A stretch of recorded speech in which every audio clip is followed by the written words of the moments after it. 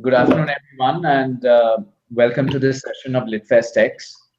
We are joined by Sandeep Unnithan, who is the deputy editor with India Today magazine in New Delhi. And he primarily writes and covers security-related issues. He's also the author of a best-selling book where he's chronicled with great detail an in-depth account of the 26/11 attacks of 2008 in Mumbai. Um, Sandeep, welcome to LitFestX. Thanks for having me, Kumar. You know, we are completing 7 years from the attack. Today is 1st November, another sort of 3-4 weeks to go, and I know you've done a lot of research for the book, and even thereafter on what were the security issues and lapses that were prevalent at that time, and some of the gaps that were identified by the powers that be, by the administration, to say that these are the loopholes we need to plug, and several more which were either not plugged or have not been written about and spoken about. And the question, I think, as Indians, as civilians, as citizens, we now always face is, are we really safe? Is enough been done in all different quarters to ensure that such incidents don't happen again? Sure. Kumar, before I answer your question, I just want to dwell a bit on the 26/11 attacks themselves. I mean, what actually drove me to write a book on these attacks is that, firstly, this is one of the most unique terror attacks in the world. I mean, you've had the 9/11 attacks where hijackers, turned their aircraft into guided missiles and attacked civilian targets. Here you have an example of 10 terrorists who are trained like special forces, who infiltrate the city, our economic capital, and then proceed to execute a very complex multi-stage terror attack involving IEDs and hostage situations and drive-by shootings. It's practically a combination of all the kinds of phenomena of terrorism that we've seen over the decades. All of that compressed into one single attack on our economic capital, and this continued for a couple of days. So, I mean, when I wrote the book, I thought it would be an open and shut case, but it now clearly emerges that this case is ongoing because there has clearly been no closure in this whole case, because we've hanged the last terrorist, Ajmal Kasab, the 10th terrorist who survived the Mumbai attacks. But after that, there has been no action from Pakistan on the 26/11 trials. The trials are just continuing. It's been on for 5 or 6 years. And there's another term that I wanted to mention, which the government has constantly brought up with Pakistan, which is the infrastructure of terrorism. The government keeps saying that the infrastructure of terrorism that exists in Pakistan should be shut down. It needs to be completely halted before there can be any meaningful dialogue between the two countries. So let's understand what this infrastructure of terrorism means. I mean, it's a very unique construct. I mean, no two countries have this kind of a precondition to dialogue as India and Pakistan do, or in this case, as India expects of Pakistan, which is this infrastructure of terrorism is this whole ecosystem which allows terrorism to flourish within a nation state, which is finance, support from the state, a steady stream of recruits, and finally, when you've carried out a terror attack, protection. So what you see now is all the masterminds who carried out this 26/11 terror attack are, they're free in Pakistan. They're preaching hatred. They're preaching attacks against India almost on a daily basis. So in such a climate of fear, and with the fact when the masterminds who carried out this attack are free to plan further attacks, I mean, how can you say you're safe?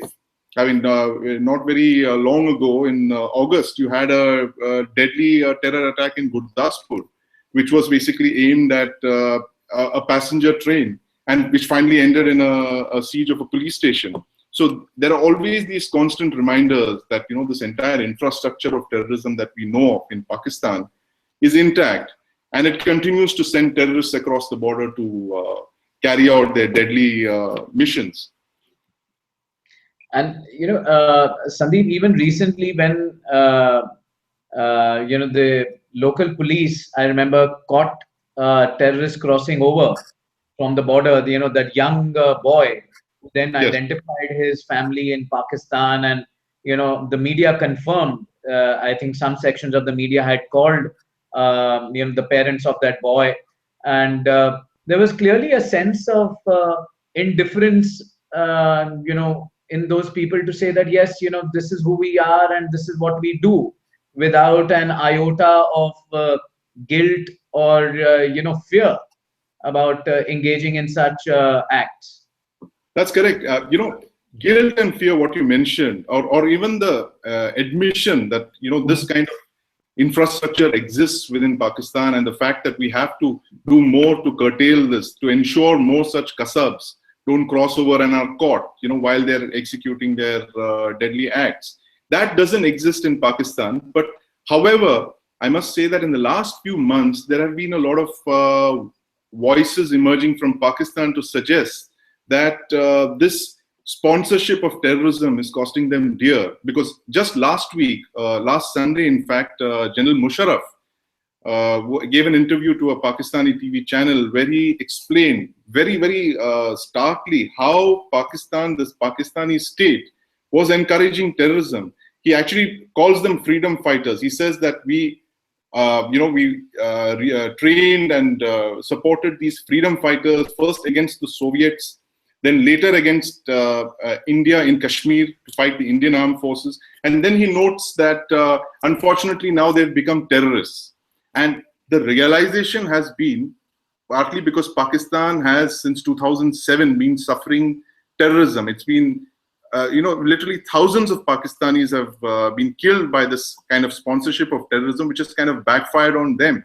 Because as you know, that Peshawar school attack in December last year, I mean, it's a deadly attack. 120 school children were mercilessly murdered by terrorists. And so this line between good terrorists and bad terrorists is blurring very quickly. And I think the Pakistani state is beginning to realize that. At the after the attack in the Peshawar, where school children were massacred, I think Hillary Clinton had made a statement saying that Pakistan can no longer keep snakes in its backyard and wish that they will not bite them. No, in fact, that statement was made before the Peshawar attacks. It was made a few years back when she was Secretary of State. And she made it when she was visiting Pakistan, and she told them that, you cannot keep snakes in your backyard and hope that they will only attack your neighbors. Sooner or later, those snakes will turn and bite you. And that's exactly what has happened in Pakistan. And that's, again, coming back to what I said, this is the reason why there has been a greater admission from Pakistani officials now to say that maybe they were wrong, in doing this. And it's time to put these people under control now. But do you think that now the Pakistani state is capable of controlling this, or do you think this has ballooned out of their hands? But we don't really know that, Kumar, because from statements, of course, there is this thing that we must control them, but then we don't see any action on the ground. We still see some kind of state sponsorship of these terrorists, like in Gurdaspur and in the Jammu attacks, these two attacks that happened in July and August of this year. There was very clear evidence to suggest that these people were sent across the border and they were equipped with equipment that could not have come from, say, non-state actors. These were definitely, they were trained and they were equipped by state actors. And this, I believe, the deep state within Pakistan knows exactly what is going on. And they believe that this is a low-cost way of fighting war against India. And till the time that they don't see the futility of this, till the time you don't raise the costs of this kind of warfare, you tell them that, look, this is going to be much more expensive for you to afford. You cannot afford this kind of war in the 21st century. Till that time, this will continue. Very interesting when you say that, till such time, India doesn't, tell them that this is going to be expensive. What are some of those operational things do you think, the Indian state can do, towards this realization or towards sending this message across? Well, there are a couple of measures like which you're already doing. Like as you know, after 26/11, there was a serious talk within the Indian political establishment, which has now been brought out in the last few months, including by one of the former foreign ministers, which suggested that India was looking at an option of going to war with Pakistan after 26/11. But that was quickly discarded because it was realized that look, at the end of the day, we are both nuclear powers, nuclear armed states, and we cannot start shooting missiles across the border because that could escalate, very rapidly. And there is no guarantee that the Pakistani army will react in a way that you want it to. So, in the light of all of this, the government has decided to, explore a politico diplomatic angle. And they've decided to use these approaches, political and diplomatic, to pressurize Pakistan into acting on terrorism.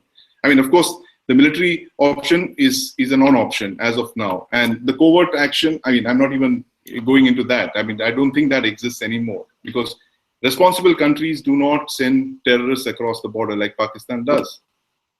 So these are the options that are, currently being explored by the government. I see these continuing in the next couple of years. In terms of the infrastructure on India's side, in your book, Black Tornado, you actually gave a good account of, what you think went wrong as well, some sort of suggestions on what ought to be done. Tell us a little bit about that, on how infrastructure and the administration in India can be strengthened further, and what have you seen in 7 years? Right. Kumar, essentially the reason the attacks went out of hand, and the fact that the army had to be called in, the navy had to be called in, the marine commandos, and finally the national security guards came in, is because the local police could not handle this emergency. And I'll give you a small example, which I've highlighted in the book as well, is that one trained policeman with a functional bolt action rifle, doesn't matter how old that rifle is, if it's functioning, it can fire bullets. The constable knows how to use that weapon. He could have neutralized those two terrorists on CST station on the night of 26/11. And don't forget, these are the two terrorists who went on to massacre the entire anti-terrorist squad leadership. So that one policeman, one police constable could have protected the entire ATS, and that did not happen because the policemen were simply not trained, they were not equipped, and they practically ran away from the CST station. So coming back to that point about what we need to do, it's not to build up armies and navies and air forces. What we have to do is to reform the police forces. This was the basic point, which has been coming out year after year. It is the police that has to be reformed, the police that has to be equipped, the police has to be trained. Because let's not forget, the policeman, the police constable is the first responder. If the police had acted very swiftly on the night of 26/11, the whole situation could have been controlled in a few hours. And because they failed, because there were such a large number of policemen lost their lives in those attacks, that the army had to step in, the NSG had to come in and all that. And what I see in the last 7 years is that, unfortunately, we have been treating the symptoms and not the causes of this. We have not been reforming our police forces. We have not spent adequate budgets on hiring more people. We have one of the lowest police to population ratios in the world, and this has been brought out in numerous studies over the years. And we have not been able to bifurcate. We have not been able to give specialist training to our police forces. Separate investigation from normal law and order. Little things like that. So my fundamental thing is that the policeman has to be empowered. The policeman has to be tasked. The policeman has to be equipped to fight terrorism. And that is something that we have, not been doing in the last 6 or 7 years. We have been doing it, but not in the way that we should have. Right. At this point in time, we'll just take in a couple of questions which are coming in on Twitter, and there are quite a few coming in. I'm just going to pick one or two and show it to you on the screen. Sure. So this first question is coming up on your screen, and it says, one aspect of living safe of living in safe environment is about how well politicians work in respective fields. What do you say? Well, if you're looking at, I mean, if you're talking about our subject, then I would just say that we need politicians who are, aware, who have some amount of domain expertise in the ministries that they head, and in this case, the ministry would be the Ministry of Internal Security or the Home Ministry. I mean, we need to have politicians who are sensitized to, the personnel to their command, the ministries that they head. And if it was the Home Ministry, then I would expect the Home Minister to have adequate knowledge to be seized of the stuff that is required to be done to have a mission capable Home Ministry. So it's, yeah, of course it's important. So, Sandeep, in many ways, then, like you mentioned, that the local police force could have managed the situation much better. Do you also see then, that prolonged siege of the city was also because of lack of coordination, even for the external, help to come into the city so late in the day? Yeah, that was a major point, Kumar. I mean, let's not forget this was a very unique attack. I mean, this kind of an attack has never happened.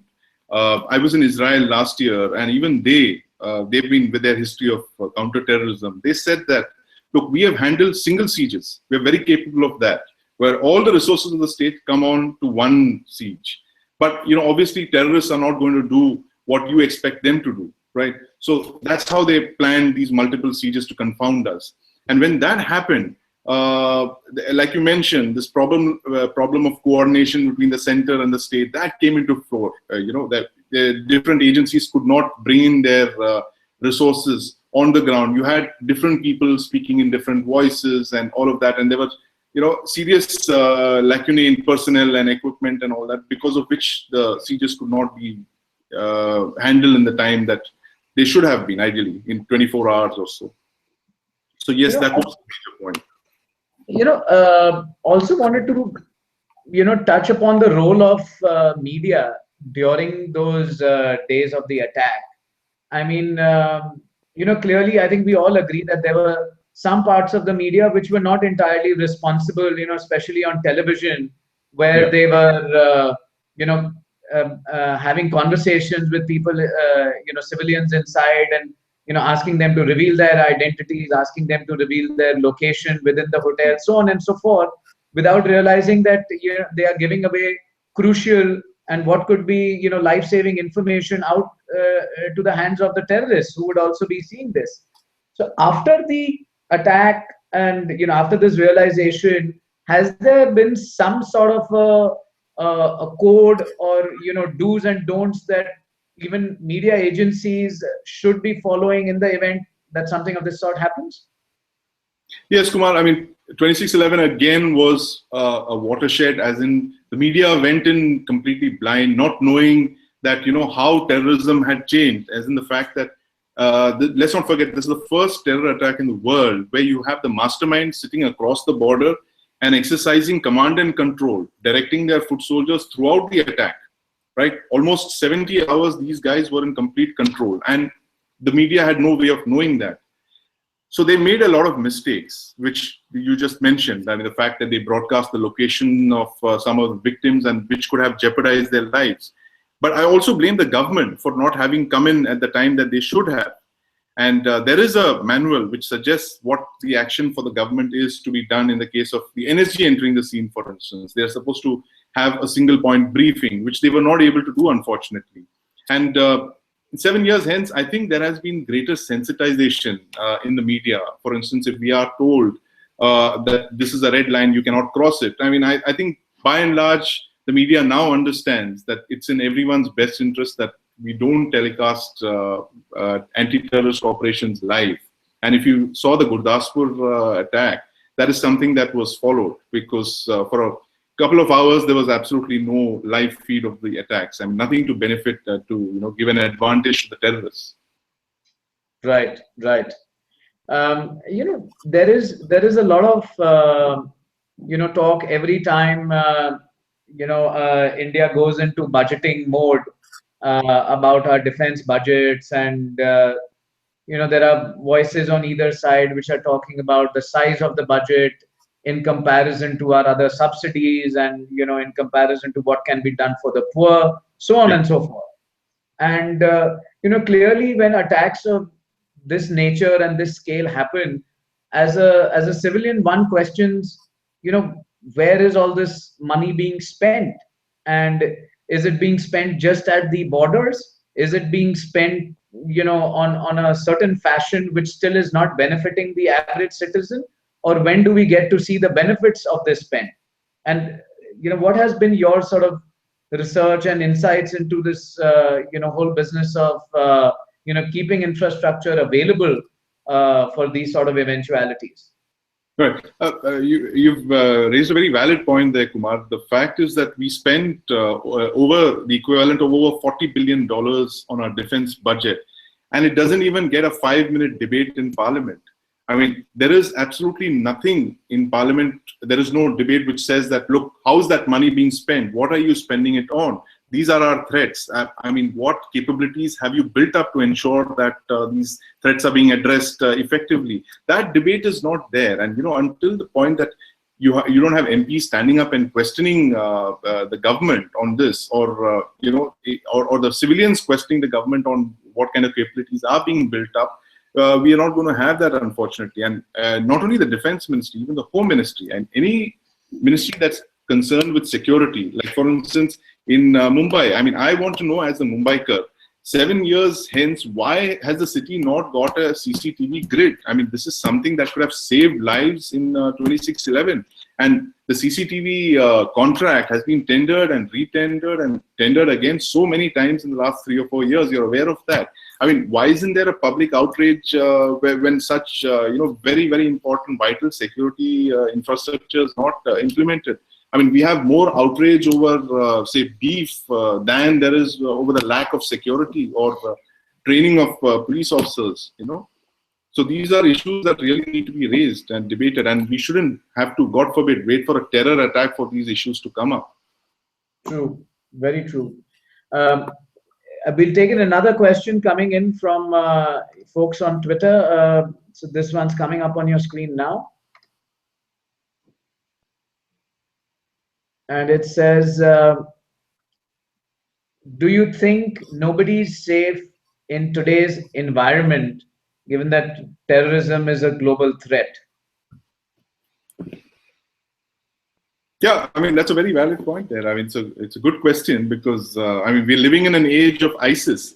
I mean, 7 years back when we were hit in Mumbai, I mean, I never thought that there would actually be a time when a terrorist group would actually capture territory the size of the United Kingdom. And today we have the Islamic State, which straddles Iraq and Syria, which is actually administering a state, and while it's butchering people and beheading them on YouTube videos, they're running a functional state. So there is a huge threat from groups like this, which are controlling geographical landmass, and they're becoming nurseries of terrorism and sending out terror attacks.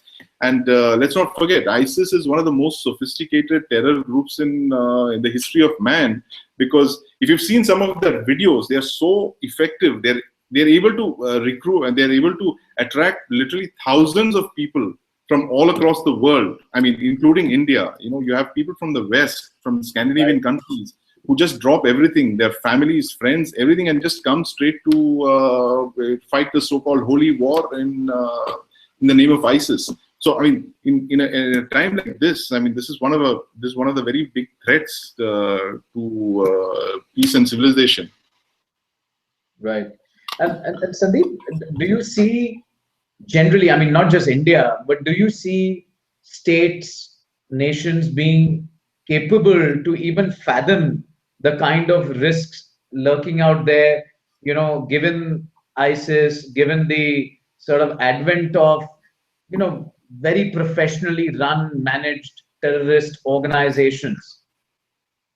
No, I think the risk is going to increase because as we discovered again in Mumbai, terrorists used some of the tools of the 21st century telecommunications revolution that was used by them. I mean, look at the way they exercise command and control through VoIP and Skype and mobile phones. I mean, this is something that the telecom revolution is something we never thought would be used by terrorists. And here we have at the other end, 7 years later, you have ISIS that is using social media to recruit terrorists. I mean, so all the tools of globalization and the progress in the 21st century are also being used by your non-state actors and terrorist groups for recruitment and mobilization and inspiration and to carry out attacks. So, I mean, this is something that we will have to unfortunately live with. The fact that terrorists are no longer going to be people who are living in caves and riding donkeys. I mean, they could be the guy next door, guy who's very, very well trained, social media savvy, a graduate even, but he could be the guy who's planting bombs and planning mayhem as the ISIS plans to use lone wolf attacks and all of that. So this is a huge threat which we will have to unfortunately live in our times. Very, very true, Sandeep. And clearly the sense then one gets is that yes, as a country, as a state, one can do certain things and make sure your own house is in order in terms of your police force or your national security guards or infrastructure or security equipment, so on and so forth. But it's going to be difficult for any one country to be able to be ahead of what terrorist groups worldwide are doing. Yeah, that's correct, Kumar. So, which is why a whole lot of countries now are coming together on and cooperating on terrorism and security, because I think a lot of countries now figure it is in nobody's interest to have terrorists running around and operating in one country and attacking another country. Because I mean, just as Hillary Clinton said, you cannot have snakes in your backyard and hope that they'll attack another country and not attack you. So terrorism is clearly one of the common threats that the world faces today. I mean, it's another of the threats is of course global warming. So I mean, I would put terrorism and almost as equal, give it as much of importance as global warming, because this is a shared threat that all the countries of the world face today, and which we are seeing even as we speak. There's been talk of an airliner that's been brought down by ISIS, right? Egypt. So this is a threat that we have to live with, and we have to try our best to work together and curtail. Right. Well, that brings us to the end of our session with you, Sandeep, and thank you for giving us these insights and views of India's issues with terrorism, and certainly how it's becoming to be a global issue of inordinate proportions.